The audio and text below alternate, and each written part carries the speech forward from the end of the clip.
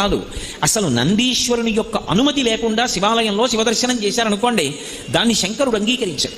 ఎందుచేత అంటే శివదర్శనాన్ని ఇవ్వడానికి మొట్టమొదట ఎవరు అనుగ్రహించాలి అంటే నందీశ్వరుడు అనుగ్రహించాలి. ఎక్కడి నుంచి వచ్చింది నందికా శక్తి శివపరివారంలో అంటే శిలాదుడు అని ఒక మహర్షి, ఆయన మహానుభావుడు.